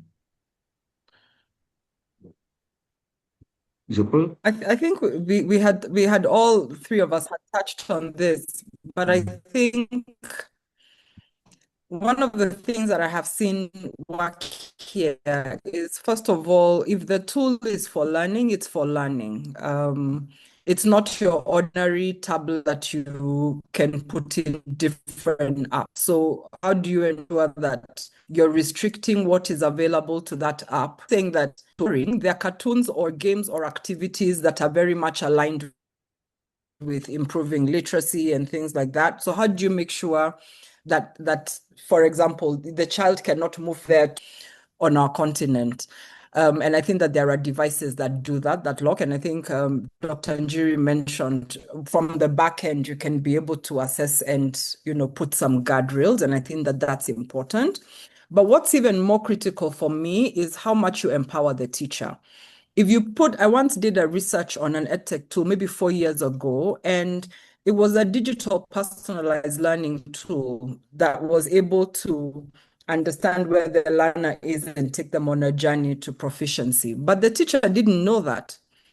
The teacher just thought it was for games. So what they ended up doing is they ended up giving a tool to the learner to finish as deal with the learners that need more support. While actually evidence shows us that the learners that need more support are the ones that would benefit greater from this tool.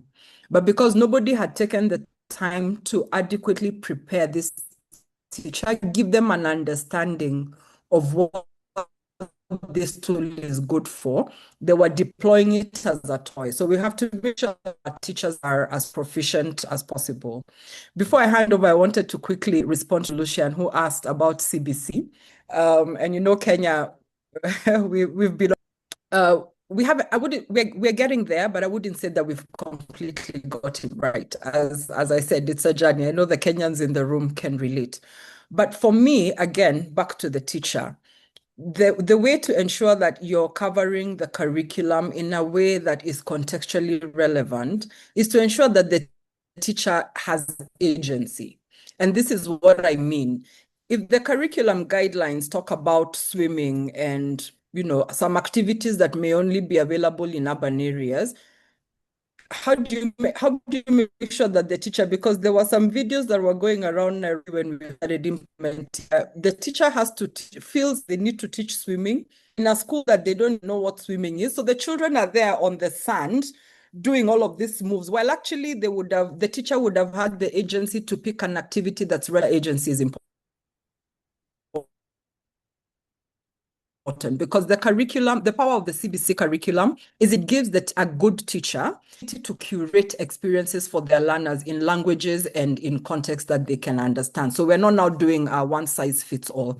Again, back to, I keep beating on the same drum. How well are we taking the time to equip our teachers and to motivate them to go beyond what they're seeing in the guidelines or whatever those plans are called, so that they're able to look at it and use it as what it's supposed to be, a guide, and create their own lesson plans based on what they know is good for their learners. Yeah, back to you. Sorry, Professor Mamadou. Non, non. Ok, merci beaucoup. En fait, moi, je pense que la même chose que Chico, je pense qu'il faut travailler sur la formation des enseignants, sur la formation des formateurs. Parce que ce que les enfants vont faire, les apprenants vont faire du numérique, ce sera ce que les enseignants feront. Parce que si les enseignants eux-mêmes considèrent le numérique comme étant tout simplement un outil qu'il faut utiliser, euh, mais de façon ludique, ils vont continuer à penser de cette même façon. Parce que l'utilisation des tablettes ne date pas de maintenant. Il y a plusieurs années, on a utilisé les tablettes pendant très longtemps dans les salles de classe et les enfants ont compris que c'était une possibilité c'était un outil pédagogique qu'on pouvait utiliser.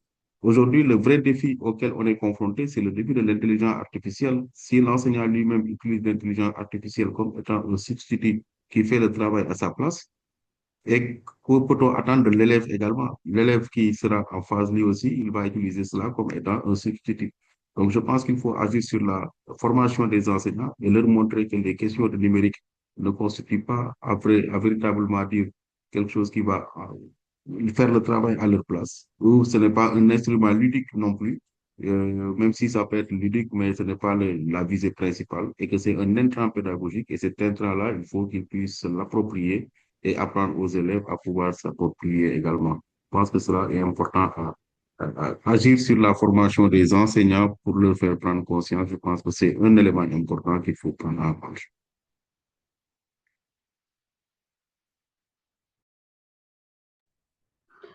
Thank you so much, Mamadou. I would like to add something on the AI and what's happening in Kenya in the education space. We are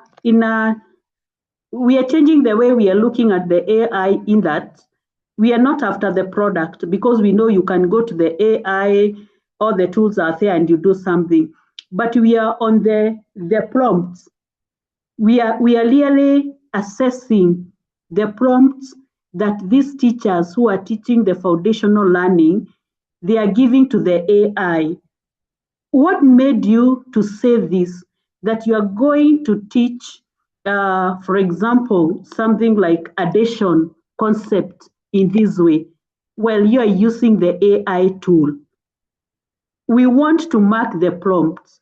This is how you prompted the AI tool. It gave you this. Then you found that what AI gave you, it's not adequate enough for you to teach subtraction. So what did you do? What was the next prompt?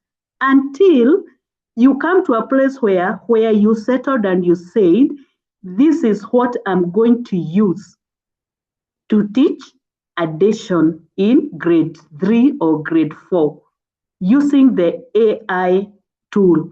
It's about the prompts, it's not about the product.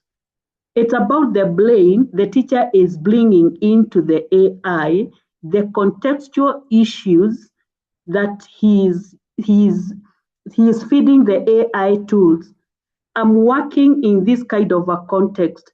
I'm working in an area where there is pastoralist. These learners knows about cows. I want to do addition. So I want pictures of cows. One cow plus another cow is equal to 2 cows. So you're prompting the AI according to the contextual issues where you are, with what things the learners identify themselves with, to bring to the AI tool, to get the AI give you how you will go to the classroom to present the concept. That is very real time for the learners. Thank you. Thank you very much, Dr. Joyce. Can we go to Monica? I think she wants to contribute. Monica?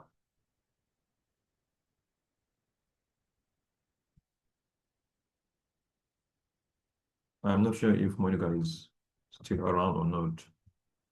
But Monica, if you are hearing me, you can go ahead, please, for your question or comment.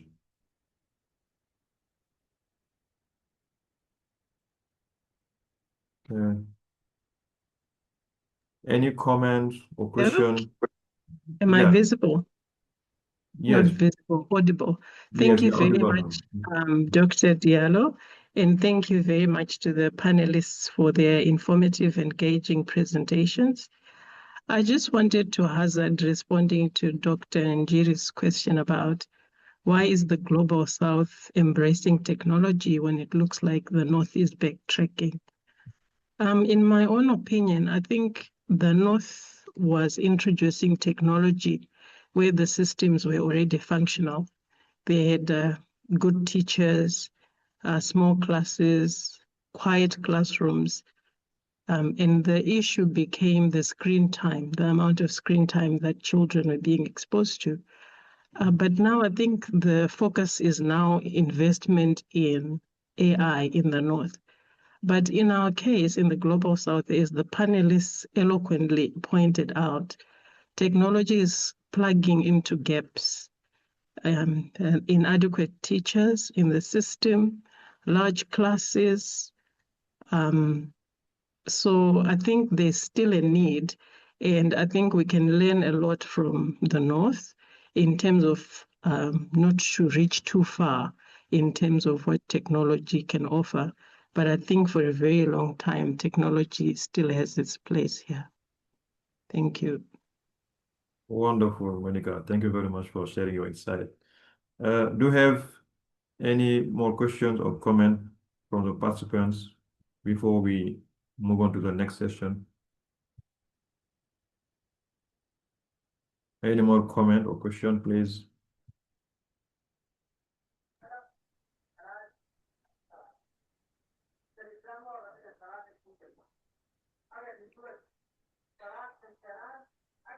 If not, I think we can move on to the next session. Let me hand it over to my colleague, I think Lisa. Lisa, can you hear me?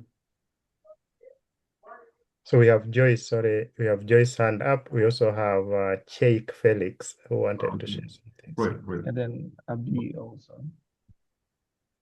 Yeah, thank you so much. Maybe I can come first. One of the challenges we are getting when we are training teachers on these teachers for foundational learning in our primary schools, mostly in public primary schools in Kenya, is their dependency on the AI. They are so depending. The dependency of the AI is becoming an issue, such that the teachers are not even using, I don't want to say they are not using their brains. They don't want to become critical in the concepts in what they want to teach. They all the dependency of the AI too much, and more so to the young teachers that are teaching our learners nowadays, is one of the biggest challenges we have. Because they're just going to the AI tool, producing things, and then go to expose to the learners, just like that, without considering other issues. Even maybe sometimes some of them, they cannot find out whether whatever they're exposing to our learners, whether it's authentic, whether it is ethical. That's something that we need to come up with, to find a way of making our teachers who are going to these learners not be so much dependent with the AI, to make them understand that AI is there to enable them to teach better and how they can go about it. And that's why now we are working on the prompts that they use to contextualize the content of what they want to teach. Thank you. Thank you, Dr. Joyce. Can you move on quickly to Sheikh?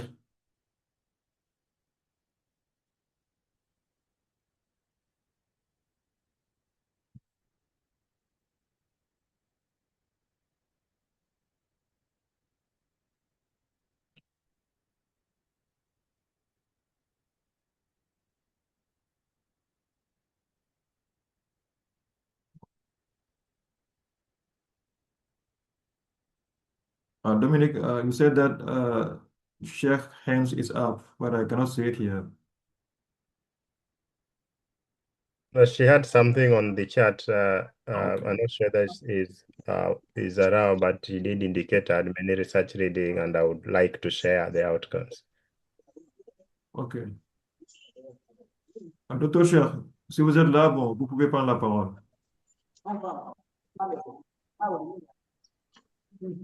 Samson, please.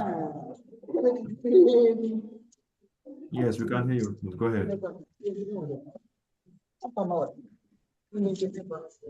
Yeah, hello, this is Samson. Can you hear me? Yes, we can hear you. Please go ahead. Yeah, thank you very much for the insightful presentation. I have learned a lot. The only concern I have is this. We are looking at foundational literacy. That is my concern. The introduction of technology into the development of reading skills at the early grade level would be fascinating if this can be sustained.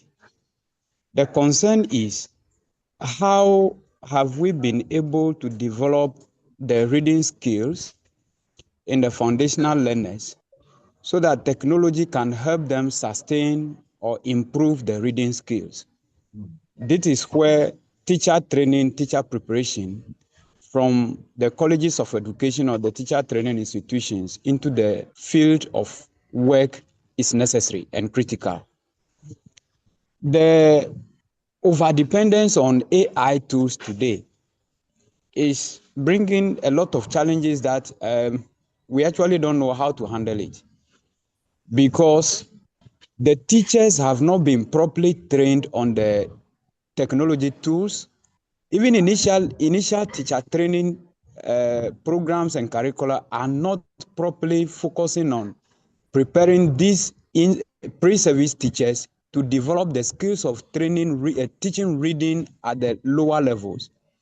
Now, when they are trying to use the technology, how are we going to achieve the results?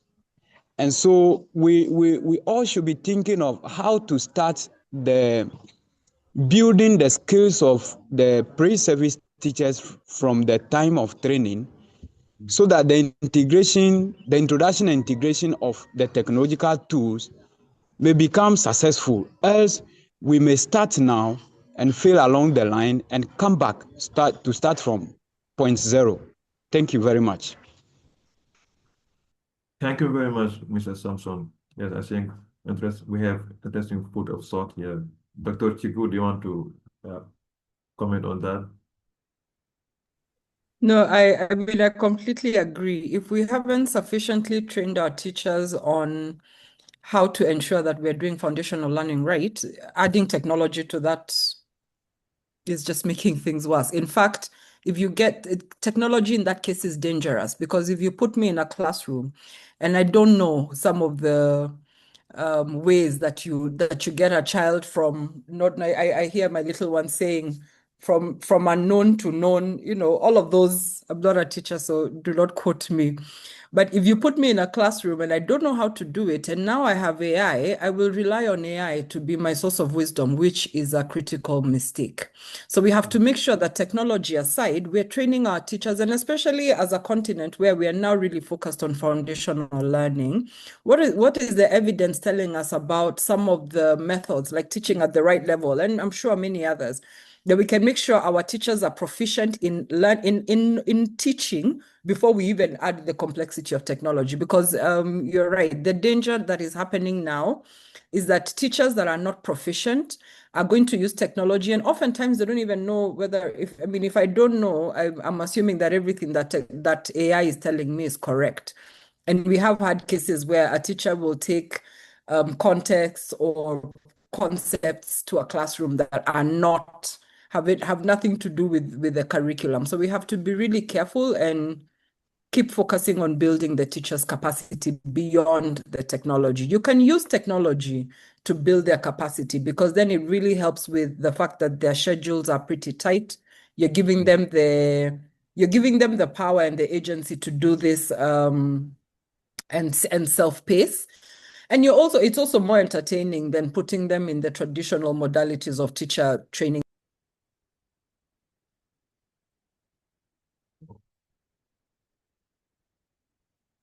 You're muted, Dr. Chiku.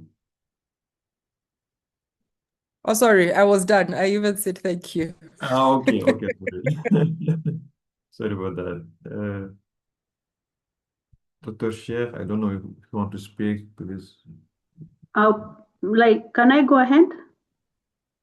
Please go ahead. Yeah, thank you so much. One of the things that is really bothering my mind as we work on this foundational learning is that in Global South, there are so many factors that comes in the space of foundational learning, and even in our schools. For example, I'm looking, how can we do all this, what we are saying, in a context, African context, that we have technology, the issue of AI has come in, the issue of multilingualism in the classroom, the issue of large classes in the classroom. You have, for example, one of the schools I visited, there are 113 students and 2 teachers in grade 3. And then the socioeconomic factors. Some learners, one of the schools, there were some floods. They came to school when they were so tired. The researcher is around, the teacher are so tired because they have really used another route to the school, and so many other factors. In some schools I visited, in the urban and more in the urban schools, you find some learners are the parents, meaning they're in the slums. They take care of themselves. They don't know where their mother went. So they come to school hungry, and now they are like, we want food. All this in Global South. How then do we do foundational learning in a good, how do we do it? How can we come and say, this is our environment, this is all what we have, then how are we going to do with foundational learning so that we get it right? And we have all these challenges such that we are trying now to look at our challenges, and then we do our best, because some of these things are just beyond our control. And we want our learners to have a very good foundation in numeracy and literacy. That's something I'm still like, what do we do now? Thank you. Thank you, Dr. Joyce. I think we're running out of time. Thank you all for your comments, questions, and reflections. Let me hand it over to my colleague Lisa quickly so that we finish on time. Yes, thank you very much. And thank you everyone for attending. Thank you to our speakers. But before we wrap up and go to our closing remarks, I'll just kindly ask everyone to complete a very short evaluation survey, so you can just share your thoughts on what you thought about this event, and also perhaps even suggest topics that we could discuss in future webinars in this series. So I'll just put the link here in the chat, and just please click on the survey. Just share your thoughts with us. We'd be very happy to hear from you, and I would really appreciate you taking just a few minutes to share your thoughts and help us to improve future events. And now, without much taking up of the time, I'll hand over to Mr. Badarasa to give us the closing remarks. Thank you. Thank you very much, Lisa. Good morning, good afternoon, everyone. I'm Badarasa, Director of Policy and Impact at ESSA. I'm going to do this rapidly because I have another call that's starting at 1 p.m. So really, this is an opportunity for me to thank you speakers. Really a great thanks to speakers from Kenya and Senegal. Thank you to our discussions and all the participants really for this rich and engaging discussion. Today's webinar has shown that technology, and increasingly AI, offers tremendous opportunities to advance foundational learning. No doubt about it. However, technology is not a silver bullet, as you all pointed it out. Its impact depends on how well it responds to the realities of African classrooms.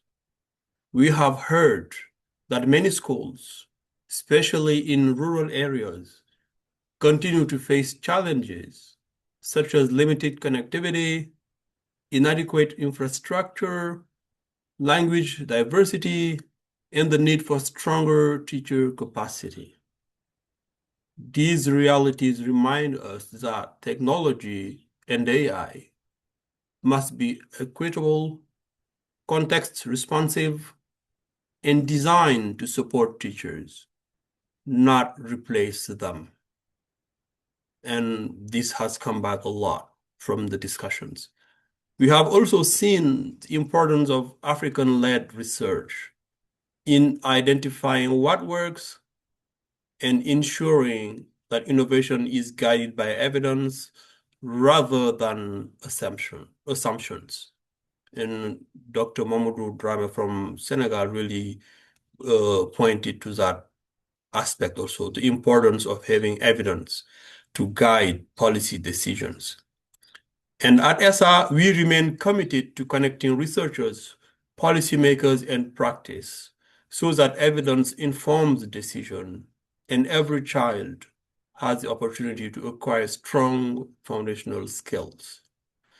So it is my time to really thank you again to all our speakers, our partners at the REAL Centre, our funders, IDRC. Thank you, Taib, for the very, very inspiring remark. He had to drop off. He said he had another meeting, another commitment, but really his introductory speech was very, very inspiring. And to all of you who took their time to join us today, we look forward to continuing this conversation in our next webinar. Thank you and have a wonderful day. Bye-bye. Bye. Thank you, everyone. And yeah, thank you so much for our speakers. Thank you. Bye. Have a good day ahead. Thank Thank you you. so much. Bye, everyone.